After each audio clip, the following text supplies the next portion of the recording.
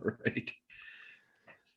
Welcome to another episode of Laval Rocket pregame episode on recruits.ca. I am joined now by the owner, founder, writer, editor, distributor, Grant McCagg. Yeah, moneymaker. Yeah, right. Someday. Someday. Yeah. So there's not much to talk about today. I mean, Laval's going to play a game against the Manitoba Moose here this evening. It looks like Lindgren's going to get the start, but they're short an assistant coach in Alex Burrows. What happened? Oh, that's right. The Montreal Canadiens fired Julien and hired Dom Ducharme and brought up Alex Burrows. You were in on What? that briefing. Let me just Um, check. yeah, Holy frig. Julian's fired? yeah, I know. I just reading it now. Oh, gee. I thought it was a slow news day, but here we are. We're going to have to talk about that, aren't we? I think so. All right. So you were in on the press conference, and you had some questions that they didn't quite get to you on this one. Apparently, with a lineup of 3,000 press media and everything else, things get a little bit long. So why don't you walk us through what you heard, what you want to say, and we'll go from there. Yeah, I was given access to the press conference today. I was all excited, had my questions ready. I was pretty nervous there going in, and then Bob McKenzie, who everybody knows, it took him about a minute to get on figure out how to unmute, and that got rid of my nerves like pretty well right away, right there. So well, if Bob can screw up, who cares if I do, right? Who cares if it takes me a minute to get unmuted? So, but as it turned out, I had nothing to be nervous about because I was not allowed to ask a question. But hey, new guy, new kid on the block, as they call it. And I was just glad that I had access, and the excitement of almost asking a question was enough. But yeah, I thought I had a pretty good question first for Mark, and then I kind of fine tuned it a bit to ask Dom if I had gotten the opportunity. But um, I was uh, I was at Quebec City in 2012 scouting Grigorenko and Marty Firk with Halifax. It was a big series. You might even have recalled it was your Halifax Mooseheads against the Quebec Rampart. Yeah, I vaguely remember that series, and for the life of me, I can't remember why. Well, let me refresh your memory. Um, Quebec had gone up 3-0 in that series, and Halifax won their last two games at home to make it 3-2. Very rare, as you know, that a team comes back from three nothing down. So they went to the Colisée for the final two games. Patrick Roy, the legend, was coaching for Quebec. So uh, Dom Ducharme was the coach of the Halifax Mooseheads. He had a couple of 16-year-old kids on the team named by the name of Nathan McKinnon and Jonathan Drew. You ever heard of the guys? Drouin. He has long hair? Yeah, well, he used to. Yeah, I think it's shorter now than John Liu and Mark Bergevin has actually, but it used to be longer. Yeah. Anyways, those guys have been growing it. I think don't think they've been allowed to go to the barber since COVID came in there. But it was a hell of a series. Those two games were great. But what really stood out for me was that this young coach Ducharme had the temerity to play these 16-year-old phenomenal talents on the first line in 20 minutes a game. Said we're going to sink or swim with these kids with all the skill. You know, I mean, I picture myself. What if Claude Julien had been that coach and they'd gone down 3 games to none? And what would Claude's approach have been? He'd have played the checkers, the 20-year-old checkers. He'd have battened down the hatches. We got to win these last 4 games, 1-0. He would have blamed it all of it on the young guys in the first 3 games. So, but Dom played those guys and said, "We're going to win with these guys, or we're not." This is how we have to play. We have to be up tempo. We have to outskill their skill. Well, the Mooseheads scored 5 goals in each of the last 2 games, the games that I went to see, and those two guys were just phenomenal. They took over, they won it basically.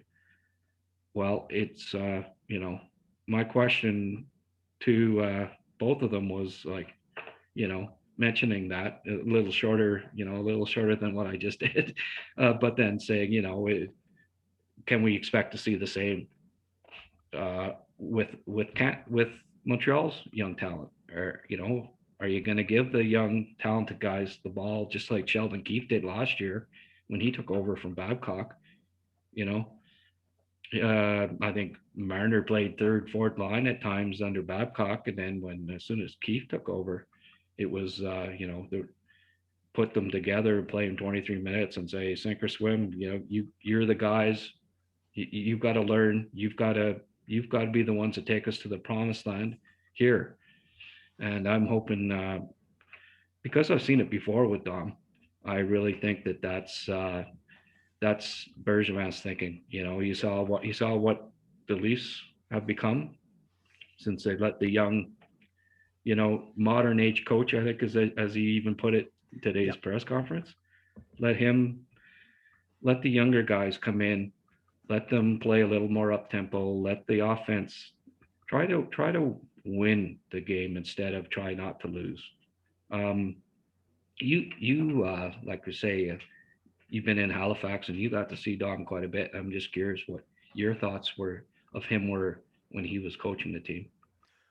Well, when he was here in Halifax, and he was here for a few years, he was very successful. He obviously had a lot of talent, like you mentioned.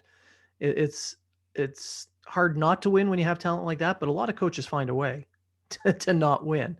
But he was able to take that talent and then weaponize it. So he loves his teams to be hyper aggressive, attack the puck carriers to gain possession. He loves that forecheck style.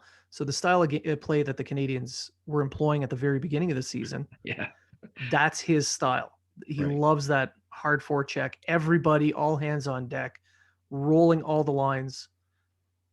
That's his thing.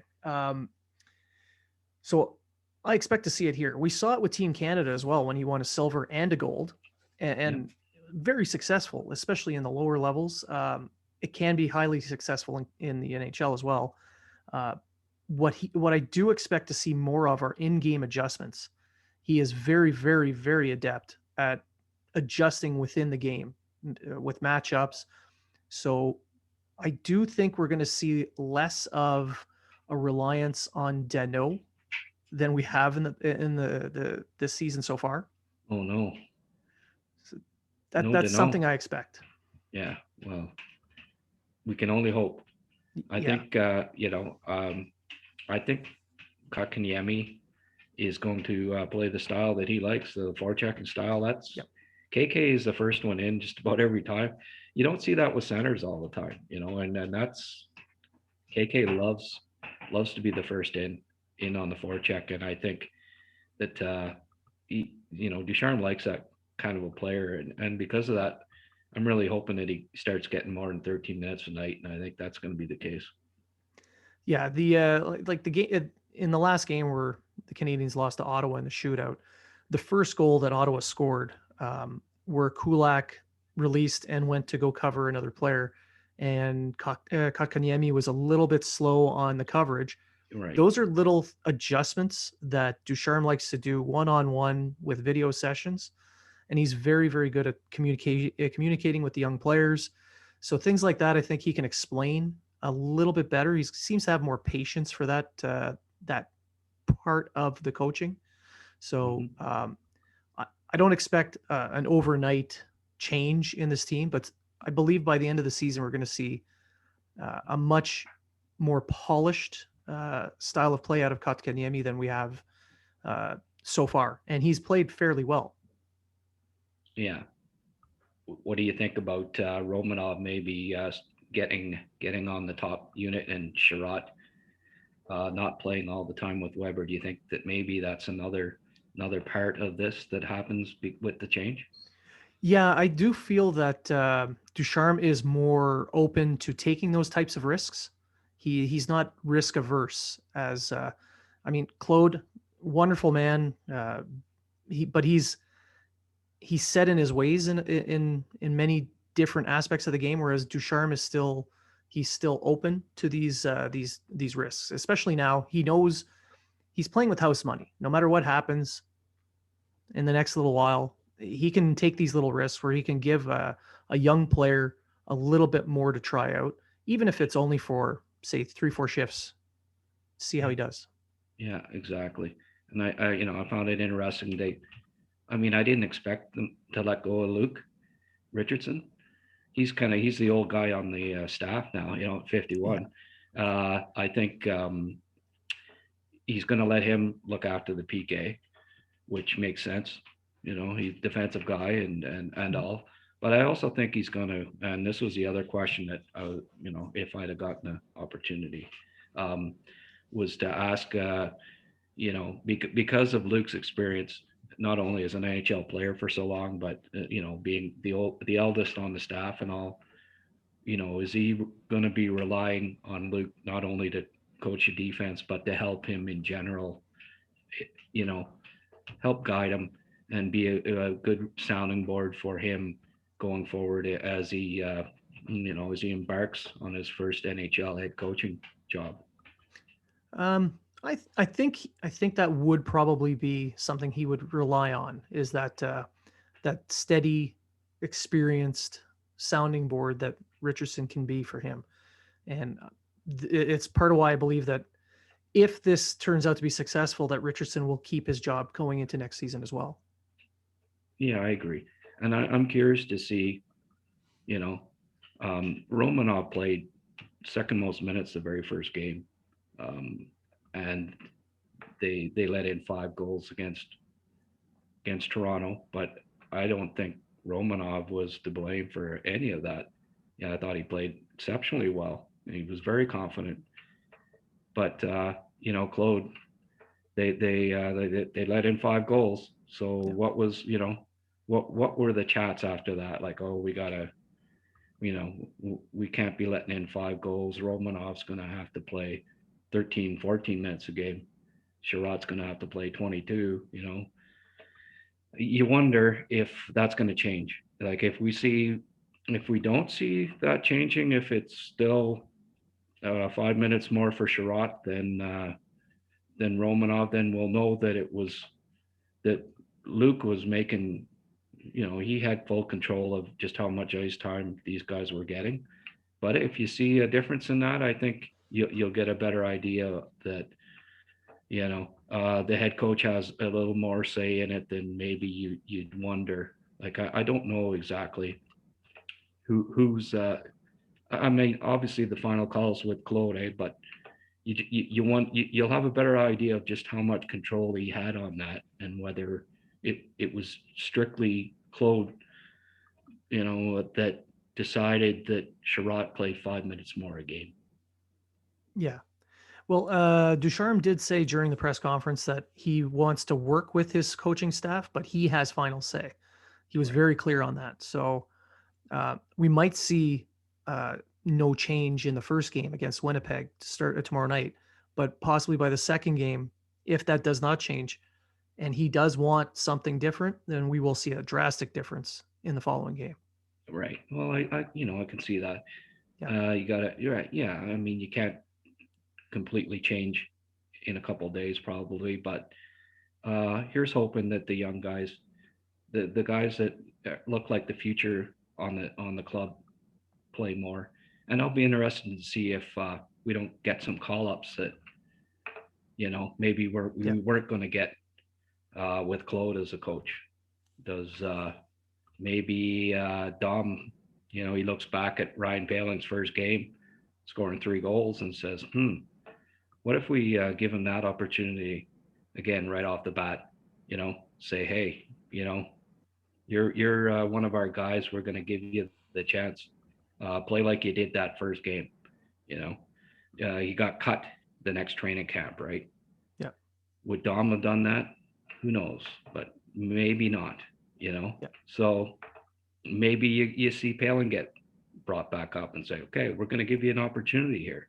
Um, Sheldon Keefe did that with guys last year. Young, talented guys said, well, we're going to give you a chance. So who knows? Maybe you'll see a Paling get a chance, even though he hasn't really earned it in Laval. But sometimes guys play better the NHL level, as you know, than they do at the HL level for whatever reasons. And certainly Paling has that talent. And as we're about to sign off, do you have any final thoughts on what we could possibly see from the Canadiens as they hit the ice tomorrow night against Winnipeg? I think they'll be more energized. They seem to be in a funk. Eh? Um, Usually, when there's a head coaching change, you see it's like a burst of adrenaline. Certainly, I think it's a big weight off of Drouin's shoulders. He developed into a Q superstar under Ducharme, and I think he's probably going to be pretty excited about his former junior coach being the head guy now. I think he'll feel a lot less pressure because Dom knows what he can do offensively, and he may not worry quite as much about mistakes. So I think you may see another level with Drouin, especially. So for our viewers, if you want to catch more information on the Montreal Canadiens, these decisions, tons of content about these games, about these moves, and more in-depth views, go subscribe to recruits.ca. If you want to do so, you still have a chance to win Nick Suzuki reverse retro jersey. So if you get your name into the draw, you still have a chance to win that jersey, and it's a 1 in 600 chance. So greater odds in a lottery. Oh yeah, and I think under Ducharme, they're actually going to win a couple games with those retro jerseys on. They might. Maybe we can reverse the curse. Let's hope so. So thanks for watching, and remember, subscribe to Recruits and get tons more of this awesome content. Thanks for watching.